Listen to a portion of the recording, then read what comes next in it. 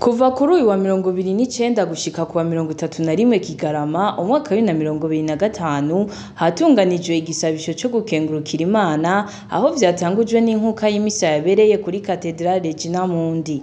Iyo nkuka y'imisa yitabwe n'indongozi zitandukanye duhereye ku mukuru w'igihugu Evariste Ndayishimiye n'umuryango wiwe, umukuru w'inama nkenguzamateka Gervain Ndirakobuca, icegera c'umukuru w'igihugu Prosper Bazombaza n'umutambukanyi wiwe, umushikiranganji wa mbere Nestor Ntahontuye n'umutambukanyi wiwe hamwe n'izindi ndongozi z'igihugu.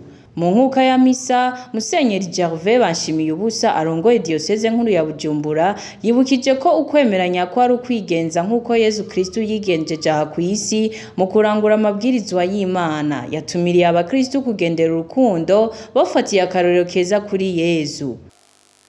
Burya mu kwemera kwacu ku Ecclesia hari uburyo butatu bwo kugaragaza no kugendera ukwemera kwacu, kandi rero ubwo buryo bwose bubwirijwe kunywanishwa mu buzima bw'umuntu w'Imana.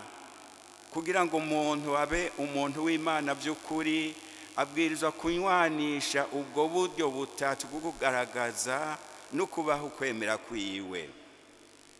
Uburyo bwa mbere ni ukugaragaza ukwemera mu majambo, ibyo mu zindi ndimi bavuga la foi professée ou la foi confessée, uko nico kimwe. Ukwemera kuvuzwe mu majambo, tugaragaje mu majambo, kandi nako nyene kurahambaye.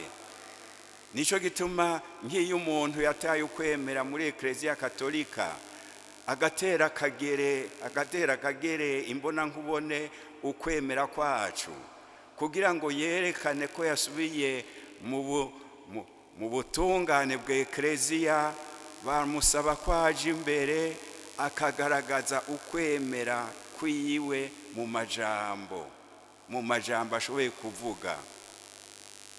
Kandi nyene hari nabo bihora binanira, kuko bahora bagira ngo je vyontera isoni gusubira kugenda imbere y'abantu ngo gusubiramwo ukwemera. Rero ukwemera ukakugaragaza mu majambo. Ariko hariho n'ubundi buryo bwa kabiri bwo kwerekana uko kwemera, ni mu masengesho, mu masabamana, la foi célébrée. La foi célébrée. Umuntu avuze yuko asanzwe yemera Imana, mugabo atigera aja gusenga hamwe n'abandi, atigera asenga ari iwe, murumva yuko ko kwemera koba gusa n'ukutahari. Ukwemera rero tugaragaza mu masengesho nako kurakenewe.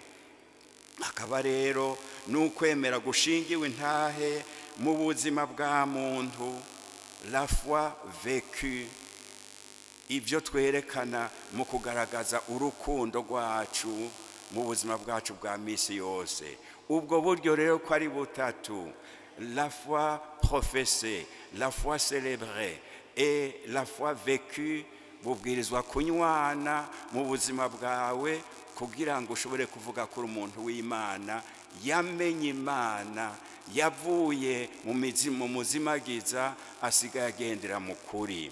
Mwomenya ko muri iyo nkuka y'imisa berekanye umutima wo gushima, bashikana amashikanwa atandukanye nk'ikimenyetso cyo gukengurukira Imana ku bikorwa vyiza yabakoreye mu mwaka wa 2025.